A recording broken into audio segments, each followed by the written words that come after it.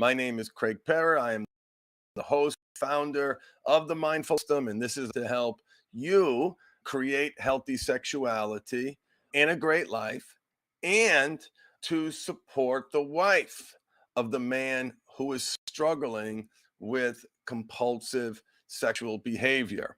First, I want to start with a commercial. We have a program for your wife. If you're a woman, take notes, use some great value. And if you are a man listening, take notes as well so you can share these resources with your partner to help her navigate what is potentially a very difficult time. That's the goal of this broadcast, is to help you, the partner, with 7 resources to help you around your decision to stay or go. It is obviously one of the more difficult decisions in this process. There's so much pain. It's why the term betrayal trauma has taken root, even though there are some challenges with that. There's challenges with every label. But the reason that has taken root is because you feel betrayed. The partners tell me it feels like PTSD. They tell me that they are physically sick in their body. And I'm really proud of our partner empowerment group. We include it in our group coaching program. It's included in our one-on-one. So we've got a great structured program for the partners. And you can go onto the website, www.themindfulhabit.com, and check it out. And it's $199 per month, or it's included with the group and the one-on-one. But if you're a partner listening and you're struggling and you need help, there's a program for you. So just check it out if you need it. And if you don't, I want to walk you through some resources today to help you make that very difficult decision. And guys, pay attention too, because there are going to be some solid resources for you here. For those of you listening live, welcome Dan, welcome Rob. And for those of you not listening live, if you want to join me on these live streams, unfortunately, I do not have the structure and discipline. And I have it in so many other areas, but doing these at a scheduled time just right now isn't realistic for me. If you do want to get notified when I go live so you can ask questions, and I hope to hear some questions from you guys, you can find the Mindful Habits page on Facebook, on YouTube, on Twitch, on Twitter, and LinkedIn. So if you follow me there, you'll get notified, just like Dan and Rob did when I go live. They can jump on, listen, and ask some questions. 7 resources to help the partner's dilemma. Should I stay or should I go? Our philosophy around betrayal trauma is this, and I want to lead with this before I jump into the resources. And we say this to our awesome, brave partner clients, is that betrayal trauma causes a wound, a physical wound and a mental wound. And that wound needs to be treated, and he can't treat it. This is akin to a car accident in the pain that is caused. And in a car accident, right, even if it's someone else's fault, or let's say it's the husband's fault. The husband's in a car accident. He was texting. Wife says, stop texting. I don't need to stop texting. I don't need to stop texting. Boom, there's a car accident. And a partner gave me this analogy, by the way. I like it a lot. Does that mean it was his fault? Does that not mean that you need to be treated? No, of course it doesn't. There is pain. You need to be diagnosed. You need to take your physical therapy. You need to take your occupational therapy. Only you have to be responsible for healing. The hope is that he comes around, that he uses this crisis as a catalyst to create massive transformation, healthy sexuality, and a great life. But you, as the partner, have to be the primary treater of that wound. And so just want to lead with that. So I'd like to share with you real quick. This is going to be a short one. A happy Thanksgiving to everybody too, by the way. For those of you listening live, no, a happy Thanksgiving for everybody. Here is the first book. Now, where did this list came from? A woman in the program, her first initial begins with J, created just a really powerful transformation in the program. And she wanted to leave the program by sharing some resources that she accumulated in the course of this program, what she learned from other women. And so I'm going to share that list with you and give you a little blurb on what those resources are, or what I think you should do about those resources are, and how they apply to you too, guys. So pay attention. The first book applies to both people, and the name of that book is No Bad Parts: Healing Trauma and Restoring Wholeness with the Internal Family Systems Model by Richard Schwartz. And that book is literally, I was going to grab it as I reached over. It's literally on my nightstand right now. I've just been accepted into the level 1 IFS training. I've done the intro training. I'm so excited to learn more because I am using that system to help people change lives.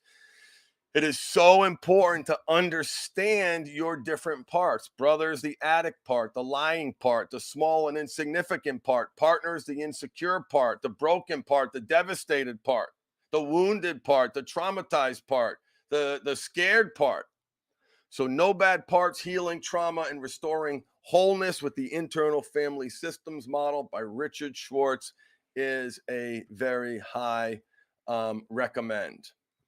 The other book, and so every book that made this list, I've gotten multiple like thumbs up, and I have not read all these resources. I need to acknowledge that, but I trust my clients enough, when they're getting value from our approach and they're finding other resources that they're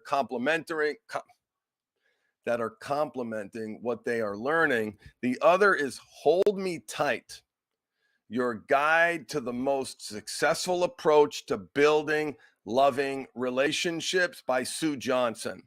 Okay, so what people like about this book is, and this is obviously for the couple that's moving towards each other, but even if you're moving away from your partner, there will be another relationship someday. And I'm told the practical value of this book is really great. So, Sue Johnson, so check that out. The other book, I don't know if any of you have heard of Esther Perel. She is an iconic couples therapist and best-selling author of Mating in Captivity, which is a book that we recommend. I should have done it that way. But the name of this book is The State of Affairs: Rethinking Infidelity. And it's, again, a book that hopefully will add practical value to you. And here's the quote from the Amazon. She returns with the groundbreaking and provocative look at infidelity, arguing for a more nuanced and less judgmental conversations about our transgressions. Very interesting read. And again, I haven't said this yet, but this is a buffet. Right? It's very important for you, husband and wife, to take the resources that are bringing you the most value. Now, be careful, because if one of those resources is challenging your belief systems and triggering you and challenging you, don't withdraw from that. That sounds like that's something that you should continue to do. So don't let something was triggering you, don't let that be the deciding factor. In fact, this is heavy stuff. And if the resource is touching a wound in a way, that might be a good thing. So be careful of blind spots. But that's the other book that we recommend: The State of Affairs: Rethinking Infidelity by Esther Perel. The next book is her book on Mating in Captivity. So here she takes on tough questions, grappling with the obstacles and anxieties that arise when our quest for secure love conflicts with our pursuit of passion. That sounds like this is a great book for us guys too. She invites us to explore the paradoxical union of domesticity, I think I got that right, and sexual desire, and explains what it takes to bring lust home. So that's on my list of books to read, and I've just heard really great things about that. Check it out. The next book is What Makes Love Last by John Gottman, the country's preeminent researcher on marriage, famous for his love lab at Washington University in Seattle, where he deciphers the mysteries of human relationships. So What Makes Love Last by Dr. John Gottman is another great book that is on Jay's list. The other Gottman book that I literally have right next to me, so if you're watching this on video, you can see, It is well worn. It is full of notes. It is and this is for everybody. Guys, you need, if you're you're listening to me because you're training around relationships, intimacy, connection, conflict resolution, likely left a lot to be desired. I'm not saying you leave a lot to be desired. I'm saying the training that you received to live in the most complex of all relationships, your spouse. Most of our training sucked. So learning about what needs you have to get met in a proactive way, being proactive about identifying risks, treating a relationship like a project. If you want a specific outcome in that relationship, there are things that you have to do to be proactive on in creating that. The 7 Principles for Making Marriage Work, a practical guide from the country's foremost relationship expert, John Gottman.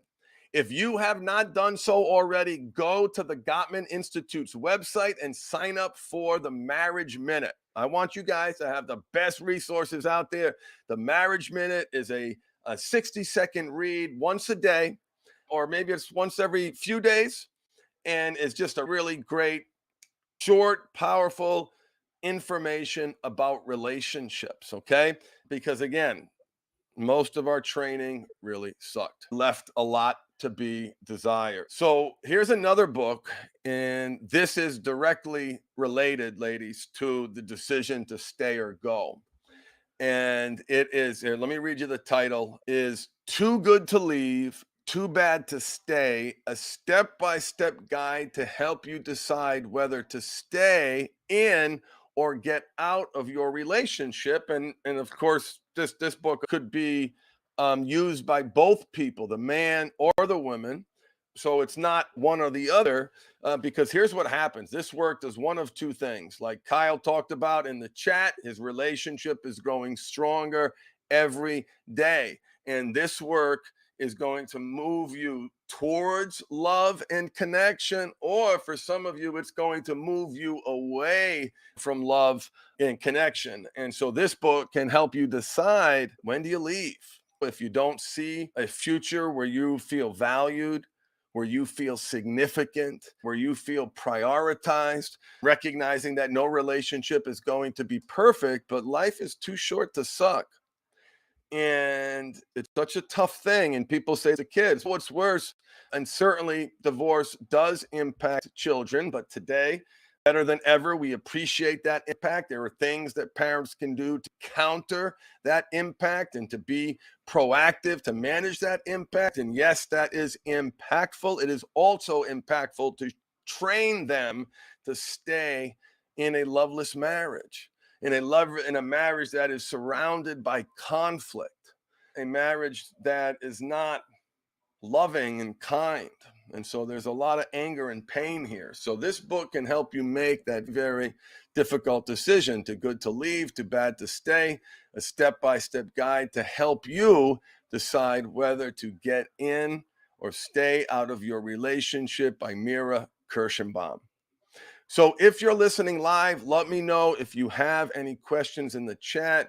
I wanted to do a podcast for the ladies and share with resources that the incredible group of women that I work with 2 times a week on our group calls. We have 3 group calls per week in our partner program. One of them is with me alone, or me and the partners. The other is with my wife and I, and the other one of my coaches, George, runs that call in our partner empowerment group. So if you do need help, and if your man's not, joining you on this journey, jump in and check out the group. So I hope you enjoy.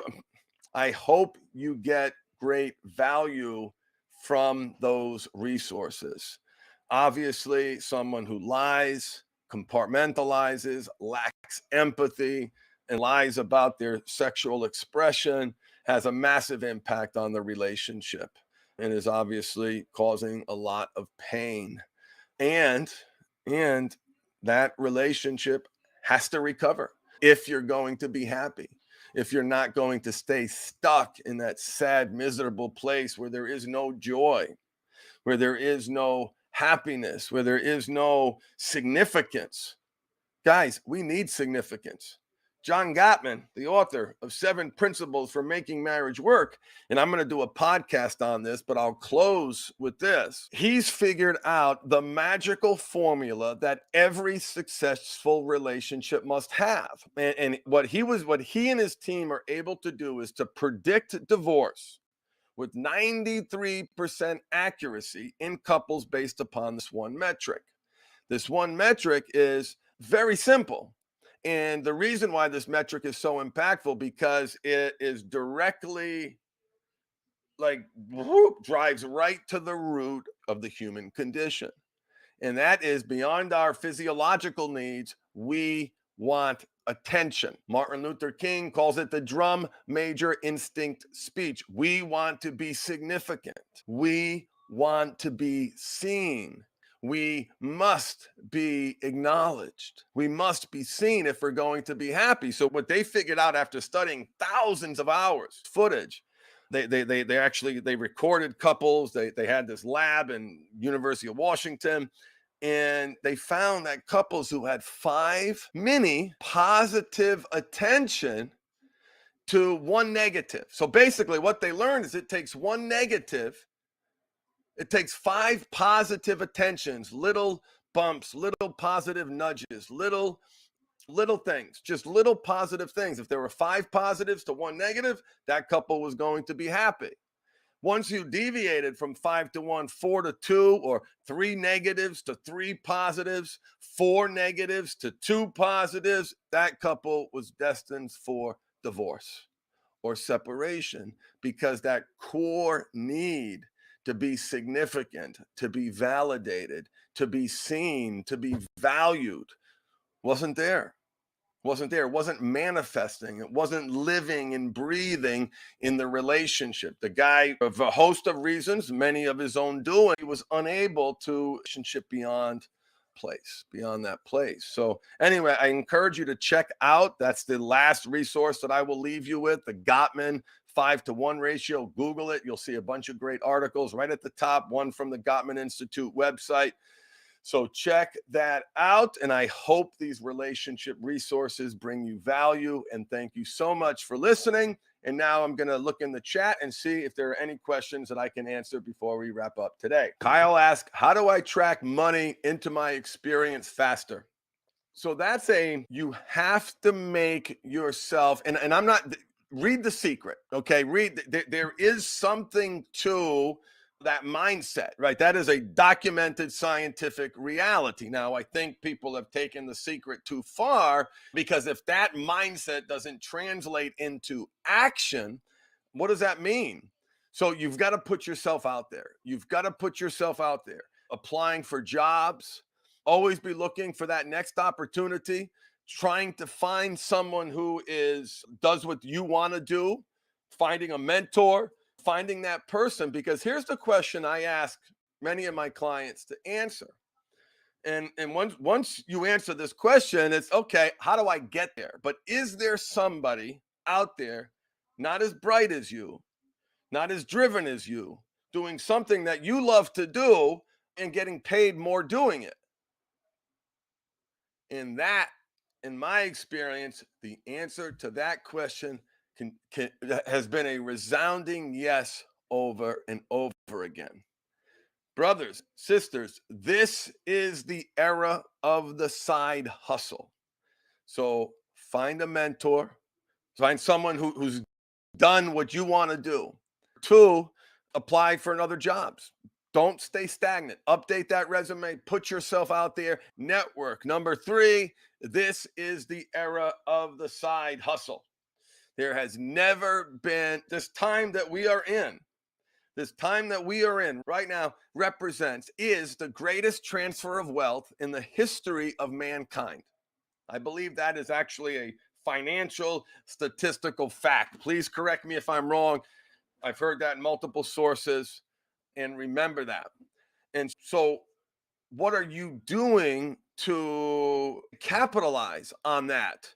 Are you taking advantage of the compounding value of interest? Are you buying stocks that historically grow over time? Are you saving? And for those of you who got kids, you got to get those kids saving young.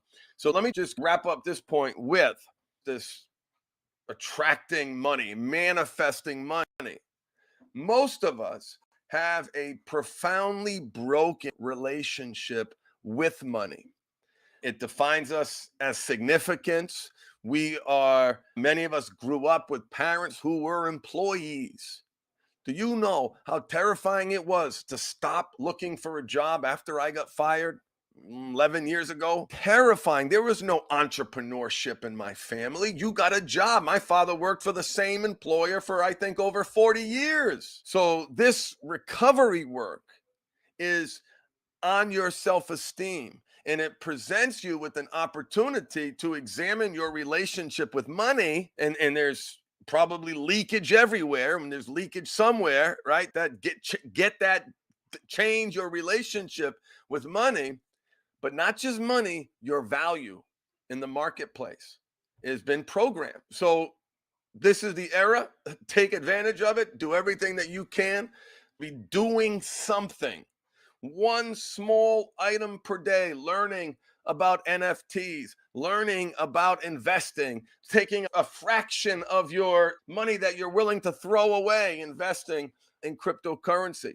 And by the way, I meant exactly what I said. Money that you are willing to throw away. Money that you are willing to throw away. So that's not my answer to Kyle's question. That was me thinking out loud and saying too much.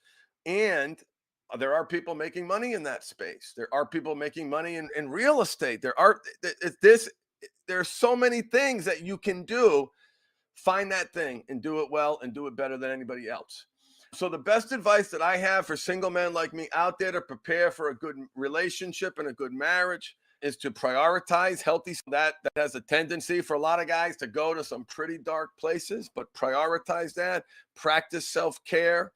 Read about relationships. Do what you can to educate yourself, and find maybe when you do start getting into a relationship, maybe there's some online training, some program. Be your best self. Make yourself the most attractive mate that you can. So when that relationship comes, you're able to be open and vulnerable and honest. It is the weak man whose walls come up and numbs, cope, and escape. It is the strong man. It is this, and I think of the evolution of man. The evolved man is the warrior poet. He is connected. He is engaged. He is mindful. He is a badass, meaning he does what he says he's going to do. I don't mean toxic masculinity. He's a badass because he's successful. And part of that success is his vulnerability. He's open. He shares. He's connected. Those are some things that you can do to prepare for a good relationship. Yeah, I'm responding to Kyle's comment in the chat. You're 100% right, Craig. I've been visualizing my dream and waiting for wealth to come to me. I need to start doing something in addition to my job. You have to take action. You have to do something. Now, that something can be a small, and oftentimes it should be a small, trivial act, in the sense that you're looking to build a culture of success in your life. And the way that you build a culture of success isn't to hit a low and then sprint and do all these things that simply aren't sustainable. It's to what I teach people, and one of my favorite bits of coaching advice to give to men is to lower the bar. Craig, I was struggling, I failed, I wasn't able to do this, I wasn't able to do that. Lower the bar. And what you're doing is you're exploiting and minimizing the fear that's in us regarding the attainment of those goals. They're called Kaizen goals. Look up the word Kaizen, K-A-I-Z. I'm going to do a broad on Kaizen. I've done one before, but it's something that I keep learning about and love sharing. But essentially, Kaizen goals are small, attainable goals. So all you have to do is one small thing to move you towards more money, more income. I'm going to call one person. I'm going to research side hustles. I'm going to think long and hard about what it is that I want to accomplish, right? Why do I want money? know your why, and that will move you. If your why is because I want to drive a nice car so people look at me, you are going to be an empty vessel, an empty shell, maybe calling me in your 60s because you had everything you wanted and you got everything you wanted, yet there was no soul. There was no soul. Aggressive. The cure is the aggressive pursuit of a great life, brothers. The cure is the aggressive pursuit of a great life. The longer I do this, the longer I struggle with my own physical issues, mental health challenges that I've shared with you guys in connection with some of the physical challenges that I've had. It is my truth. The cure is the aggressive pursuit of a great life. The only way to be successful long time is to live your best life.